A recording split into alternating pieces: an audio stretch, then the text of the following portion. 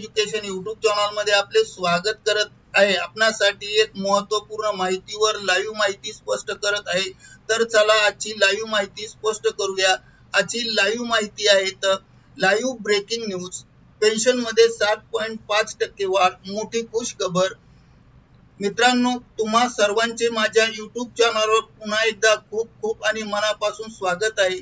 आजच्या व्हिडिओमध्ये आपण बघूया एटीएम विड्रॉल आणि पेन्शन मध्ये 7.5 पट वाढ। या संदर्भात EPF लवकरच एक मोठा निर्णय घेणार आहे। व्हिडिओला सुरुवात करण्या अगोदर तुम्हाला एक विनंती आहे की जर तुम्ही चॅनलवर पहिल्यांदा भेट देत असाल तर चॅनलला सबस्क्राइब करा आणि व्हिडिओला लाईक करायला विसरू नका। चला तर मग करूया आजच्या महत्त्वाच्या माहितीला सुरुवात करूया। कर्मचारी भविष्य निर्वाह निधी संबंधित अत्यंत महत्त्वाची घडामोड सध्या समोर आली आहे।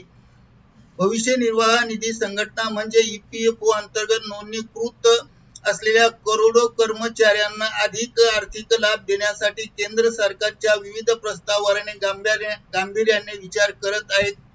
विशेषतः EPS 95 पेन्शन वाढीबाबत मोठी चर्चा सुरू असल्याने लाखो पेन्शन धारकांना आणि सध्या नोकरीत असलेल्या कर्मचाऱ्यांना मोठा दिलासा मिळण्याची दाट शक्यता निर्माण झाली आहे। त्यामुळे तर सध्याच्या घडीला EPS 95 अंतर्गत मिळणारी किमान पेन्शन ही केवळ 1000 रुपये इतकी आहे।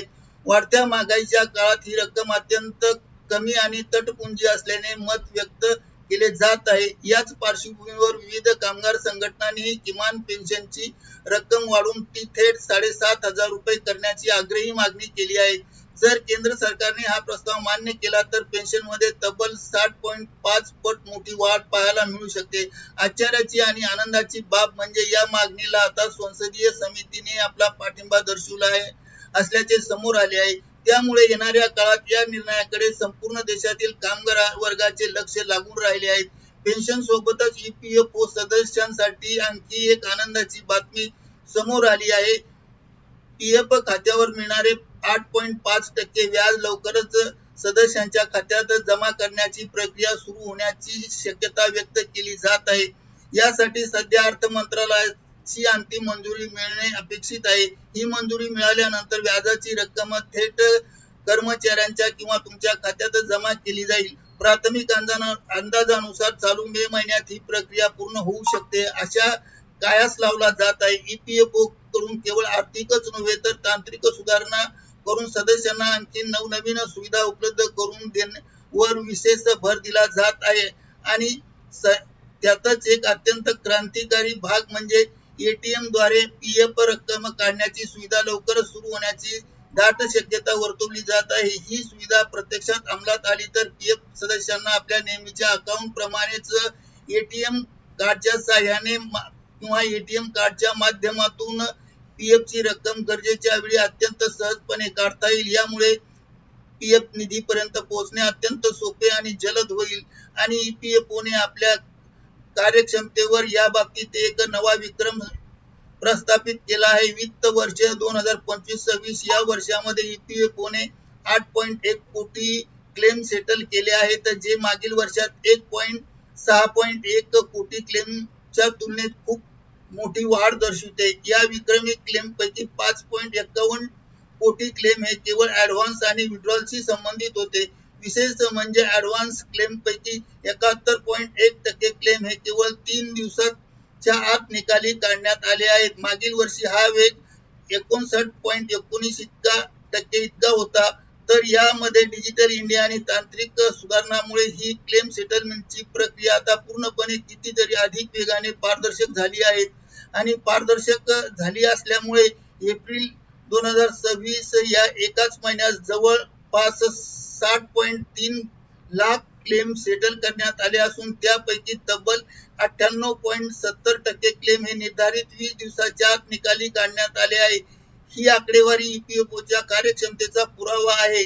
याचबरोबर EPF ने अनेक वर्षांपासून निष्क्रिय असलेली PF खात्यांना पुन्हा सक्रिय करण्यासाठी प्राप्ती पोर्टलची अनुभव सुरुवात केली आहे, प्रभावी सुरुवात केली आहे। या नवीन प्लॅटफॉर्ममुळे माध्यमातून आता सदस्यांना त्यांच्या आधाराशी लॉगिंग करणे, मदतीचे झाले आहे. आपली जुनी आणि विखुरलेली पेन्शन खाते एकत्र जोडणे अत्यंत सुलभ होणार आहे. ज्या सदस्यांना UAN मध्ये लिंक केले नाही अशी खाती सुद्धा आता पोर्टलच्या माध्यमातून सक्रिय होणार आहेत. सर्वात महत्त्वाचे म्हणजे भविष्यात ज्यांच्याकडे मेंबर आयडी नाही अशा वापरकर्त्यांना या सुविधेचा लाभ मिळणार आहे. थोडक्यात सांगायचे म्हणजे EPFO आता पूर्णपणे हायटेक होण्याच्या मार्गावर आहेत. आता आपण एका दुसऱ्या भागात अधिक विस्ताराने चर्चा करूया की या बदलाचा सामान्य नागरिकाच्या आयुष्यावर नक्की काय परिणाम होणार आहे. पेन्शनमध्ये होणारी वाढ ही 7.5% वाढ केवळ आकडा नसून तो निवृत्तीच्या सामान्याचा जगण्याचा एक मार्ग आहे. 1,000 रुपयावरून 7,500 रुपयेचा हा प्रवास कर्मचाऱ्यांच्या दीर्घकालीन संघर्षाचे यश मानले जाईल आणि असे अनेक वर्षापासून प्रलंबित असलेले अनेक प्रश्न आता मार्गी लागण्याचे चिन्ह दिसत आहे. संसदीय समितीने यावर सकारात्मक भूमिका घेतल्यामुळे आता संघटनेचा चेंडू हा केंद्र सरकारच्या दरबारात आहे. जर केंद्र सरकारने ही मागणी पूर्ण केली तर ज्येष्ठ नागरिकांना आर्थिक सुरक्षितता आणि मोठी क्रांती घडून येईल. यासोबतच ATM विड्रॉलची सुविधामुळे सुद्धा गेम चेंजर ठरू शकते. अनेकदा तातडीच्या वैद्यकीय गरजांसाठी किंवा इतर आपत्कालीन परिस्थितीमध्ये PFचे पैसे काढण्यासाठी कार्यालयाला फेऱ्या माराव्या लागतात किंवा ऑनलाईन वाट पाहावी लागते. परंतु ATM सुविधा सुरू झाल्यानंतर ही अडचण कायमची दूर होणार आहे. एखादी बँक खात्यातून पैसे काढावे इतक्या सहजतेने कामगार आपल्या खात्यातून पैसे काढू शकते, तर दुसरीकडे 8.25% व्याजाची रक्कम खात्यात जमा होणे ही बातमी उन्हाळ्यात गारव्यासारखी आहे. तर महागाईच्या काळात गुंतवणुकीवर मिळणारा हा परतावा कर्मचाऱ्यांच्या बचतीला बळकटी देणारा ठरेल. मे महिन्यात ही प्रक्रिया पूर्ण झाल्यास नवीन आर्थिक वर्षाची सुरुवात कर्मचाऱ्यांसाठी अत्यंत लाभदायक ठरेल. प्राप्ती पोर्टलच्या माध्यमातून जुनी यादी शोधण्याची सोय केली जात आहे. ती विशेषतः कर्मचाऱ्यांसाठी वरदान आहे, ज्यांनी अनेक कंपन्या बदलल्या आहेत आणि ज्यांचे जुन्या कंपन्यांकडे PFचे नेमके पैसे कुठे आहे याची त्यांच्याकडे माहिती नाही. त्यांनी या डिजिटल सोयीमुळे आता घरबसल्या आपला घायल झालेला पैसा शोधणे शक्य होईल आणि EPFOचा हा एक डिजिटल अवतार वेळ वाचवणारा नाही तर भ्रष्टाचाराला आळा देखील घातला जाणार आहे. थेट खात्यात पैसे जमा होणे आणि 3 दिवसात क्लेम निकाली लावणे यामुळे सामान्य माणसांच्या यंत्रणेवर विश्वास अधिक दृढ झाला आहे. या सर्व घडामोडी पाहता असे लक्षात येते की सरकार या संघटित आणि संघटित दोन्ही क्षेत्रातील कामगारांच्या सामाजिक सुरक्षितता आणि संवेदनशील बनत आहेत. 8व्या वेतन आयोगाच्या चर्चेसोबतच EPFO मधील हे बदल कर्मचाऱ्यांसाठी सुवर्णकाळ घेऊन येत आहेत. येणाऱ्या काळात जेव्हा या सर्व घोषणांची अधिकृत अंमलबजावणी होईल तेव्हा प्रत्येकाचे काम हे घरच्या हातात अधिक सोपे होईल. तेव्हा प्रत्येकाचे काम घराच्या हातात अधिक होईल आणि घरच्या घरी होईल. अधिक सुविधा पुरवल्या जातील आणि त्यामुळे ATM सुविधा असेल आणि पेन्शनमध्ये वाढ या गोष्टीमुळे मूळ कामगार संघटनेच्या एकजुटीला केंद्र सरकारच्या डिजिटल धोरणामध्ये आहेत. येणाऱ्या दिवसात आणखी काही अपडेट येण्याची शक्यता आहे, विशेषतः पेन्शन वाढीच्या फाईलवर जेव्हा सरकारची अंतिम मोहर उमटेल किंवा शिक्का मारेल तेव्हा तो दिवस ऐतिहासिक दिवस ठरेल. मित्रांनो, जर तुम्ही PF खाते असेल तर आपल्या UN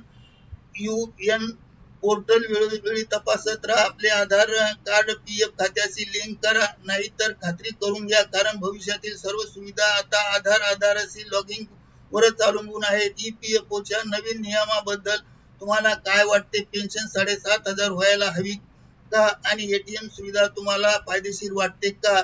ही तसेच लाईव्ह माहिती आपल्यापर्यंत ऍक्टिव्ह एज्युकेशन YouTube चॅनल मार्फत व्हायरल केली आहे. आपणास आवडल्यास लाईक, शेअर आणि सबस्क्राईब करायला विसरू नका. धन्यवाद. Thank you very much.